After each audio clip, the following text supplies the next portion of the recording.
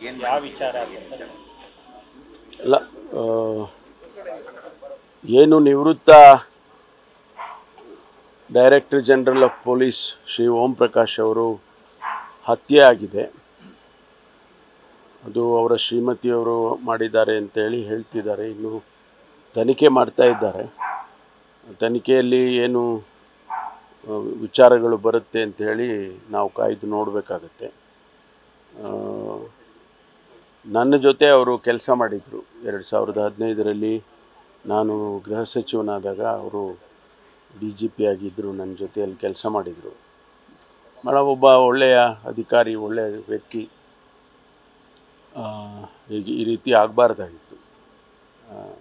ಏನಕ್ಕಾಗಿದೆ ಅದೆಲ್ಲ ಕೂಡ ತನಿಖೆ ಆದಮೇಲೆ ಗೊತ್ತಾಗುತ್ತೆ.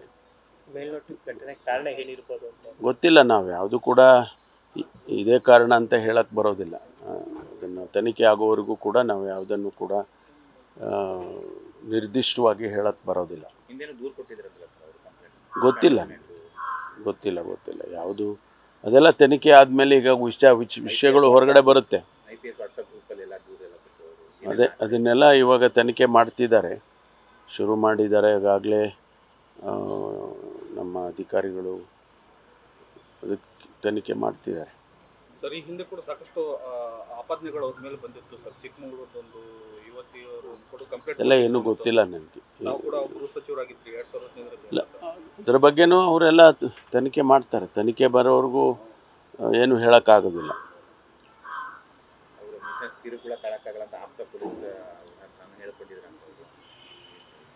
ಅದೇ ಹೇಳಿದ್ನಲ್ಲ, ಇದೆಲ್ಲವನ್ನೂ ಕೂಡ ಸಮಗ್ರವಾಗಿ ತನಿಖೆ ಮಾಡೋವರೆಗೂ ಕೂಡ ನಾವು ಯಾವುದನ್ನು ಕೂಡ ಹೇಳಕ್ಕೆ ಬರೋದಿಲ್ಲ.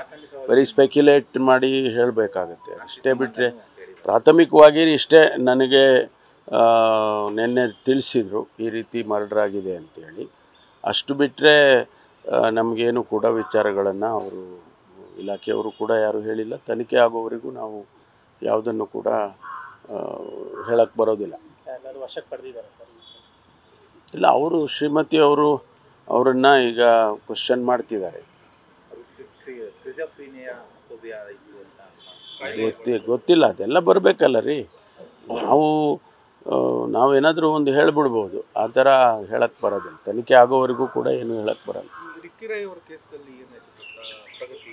ಅದೇ ಈಗ ಅದರಲ್ಲಿ ಕೂಡ ಇನ್ವೆಸ್ಟಿಗೇಷನ್ ಭಾಳ ಸೀರಿಯಸ್ ಆಗಿ ನಡೀತಾ ಇದೆ. ಅಲ್ಲಿ ಯಾವ ರೀತಿ ಫೈರ್ ಆರ್ಮ್ ಯಾವುದು ಯೂಸ್ ಮಾಡಿದರು, ಆಮೇಲೆ ಅದಕ್ಕೇನಾದರೂ ಕುರುಹುಗಳೇನಾದರೂ ಸಿಗುತ್ತಾ ಏನು ಅಂತೇಳಿ ಎಲ್ಲ ನೋಡ್ತಾ ಇದ್ದಾರೆ. ಅದರಲ್ಲಿ ಕೂಡ ಭಾಳ ಸೀರಿಯಸ್ ಆಗಿ ಮಾಡಬೇಕು ಅಂತ ಹೇಳಿದ್ದೇನೆ. ಯಾಕೆಂದರೆ ಇದು ಇಂಥದ್ದು ಘಟನೆಗಳು ನಾವು ಕಂಟ್ರೋಲ್ ಮಾಡೋದಕ್ಕೆ ಹೆಚ್ಚು ಕ್ರಮ ತಗೋಬೇಕು ನಾವು.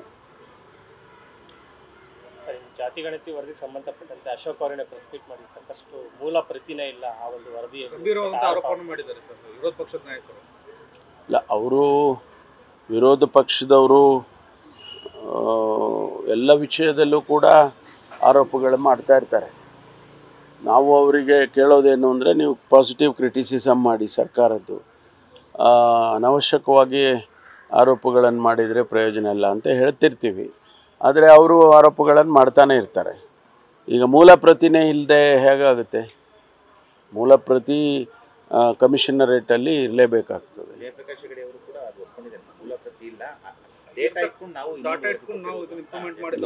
ನನಗೆ ಅದು ಗೊತ್ತಿಲ್ಲ, ಬಟ್ ಮೂಲ ಪ್ರತಿ ಇರಲೇಬೇಕಲ್ಲ. ಗೊತ್ತಿಲ್ಲ ಅದು.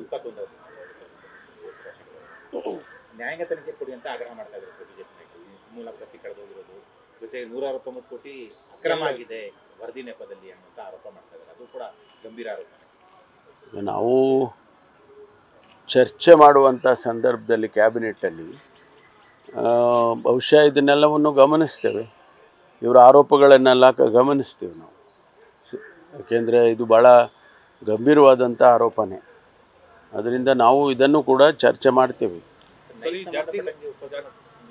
ಅದು ಕಾಲಯಾಪನೆ ಮಾಡೋದಕ್ಕೆ ರಾಜ್ಯ ಸರ್ಕಾರ ಮತ್ತೊಂದು ನೆಪ ಕಂಡುಕೊಂಡಿದೆ ಅನ್ನೋ ಆರೋಪ. ಯಾಕಂದರೆ ಹಿಂದೆನೂ ಕೂಡ ಒಂದು ಸಮಿತಿ ಮಾಡಿದ್ರು, ಅದು ಕೂಡ ವರದಿ ಕೊಟ್ಟಿದ್ದಾರೆ. ಈಗ ಮತ್ತೊಂದು ಸಮಿತಿ ಮಾಡಿದ್ದಾರೆ, ಎಲ್ಲ ಒಂದ್ ಕಡೆ ನೋಡಿ, ನೈತಿಕವಾಗಿ ಸರ್ಕಾರ ಎಲ್ಲ ಸರ್ಕಾರಗಳು ನಡೆಸ್ಕೊಳ್ತಾ ಇದ್ದಾವೆ ಅಂತ. ಈ ಹಿಂದುಳಿದ ಸಮುದಾಯಕ್ಕೆ ನ್ಯಾಯ ಒದಗಿಸಬೇಕು ಅಂತ ಹೇಳಿ ಸುಮಾರು 10 ಸಮಿತಿಗಳಾಗಿದ್ದಾವೆ ಇಲ್ಲಿಯವರೆಗೆ. ಆ ಸಂದರ್ಭದಲ್ಲಿ ಎಲ್ಲ ಕೆಲವು ಸಮೀಕ್ಷೆಗಳು ಮಾಡಿದ್ದಾರೆ, ಕೆಲವು ಒಂದಿಷ್ಟು ಡೇಟಾ, ಸ್ಯಾಂಪಲ್ ಡೇಟಾ ಕಲೆಕ್ಟ್ ಮಾಡಿದ್ದಾರೆ. ಇದೇ ಮೊದಲನೇ ಬಾರಿಗೆ ಸಂಪೂರ್ಣವಾಗಿ ಡೇಟಾವನ್ನು ಕಲೆಕ್ಟ್ ಮಾಡಿರುವಂಥದ್ದು. ಆದ್ದರಿಂದ ಇದಕ್ಕೆ ಹೆಚ್ಚು ಮಹತ್ವ ಬರ್ತದೆ ವಿನಃ ಬೇರೆ ಯಾವುದಕ್ಕೂ ಬರೋದಿಲ್ಲ. ಹೈಕಮಾಂಡ್ ಬೆಂಬಲ. ಆದರೆ ಇದರಲ್ಲಿ ನಾವು ಮೂಲವಾಗಿ ನೋಡಬೇಕಾಗಿರ್ತಕ್ಕಂಥದ್ದು ಅವರ ಸಾಮಾಜಿಕ, ಆರ್ಥಿಕ, ಶೈಕ್ಷಣಿಕ ಸ್ಥಿತಿಗತಿಗಳನ್ನು ಅಧ್ಯಯನ ಮಾಡಿ ವರದಿ ಕೊಡಬೇಕು ಅನ್ನುವಂಥದ್ದು.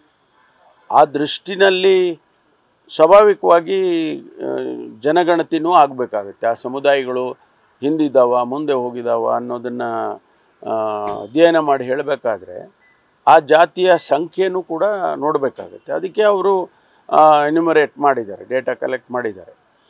ಆ ಆಧಾರದ ಮೇಲೆ ಇವತ್ತು ವಿಶ್ಲೇಷಣೆಗಳು ನಡೀತಾ ಇದ್ದಾವೆ. ಕೆಲವರು ಇದು ಸರಿ ಇದೆ ಅಂತಾರೆ, ಕೆಲವರು ಸರಿ ಇಲ್ಲ ಅಂತಾರೆ, ಮತ್ತು ಕೆಲವು ಬಿಟ್ಟೋಗಿದೆ ಅಂತಾರೆ. ಇವೆಲ್ಲ ಈ ಅಬರೇಷನ್ಸ್ ಬರೋದೆ ಇರುತ್ತೆ ಇದು.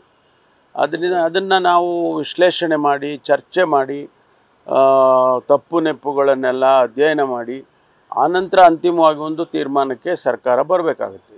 ಅದು ಆ ಪ್ರಕ್ರಿಯೆ ಪ್ರಾರಂಭ ಆಗಿದೆ. ಕ್ಯಾಬಿನೆಟ್ಟಿಗೆ ತಂದು ಚರ್ಚೆ ಮಾಡಿ ಒಂದಿಷ್ಟು ಇದು ಚರ್ಚೆ ಸಂಪೂರ್ಣ ಆಗಲಿಲ್ಲಪ್ಪ, ಇನ್ನು ಮುಂದೆ ಚರ್ಚೆ ಆಗಬೇಕು ಅಂಥೇಳಿ ಅದಕ್ಕೆ ಮುಖ್ಯಮಂತ್ರಿಗಳು ಮುಂದಕ್ಕೆ ಹಾಕಿದ್ದಾರೆ.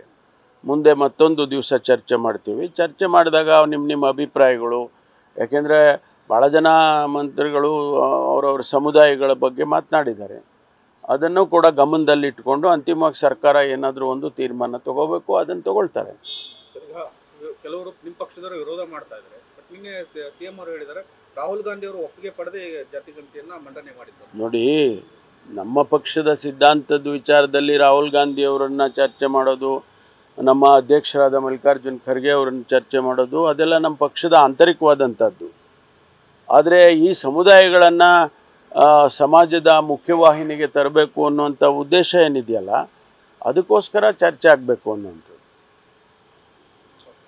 Thank you. ನ್ಯೂಸ್ ಫಸ್ಟ್, ನಿರ್ಭೀತಿಯಿಂದ ನಿಮ್ಮ ಪರವಾಗಿ.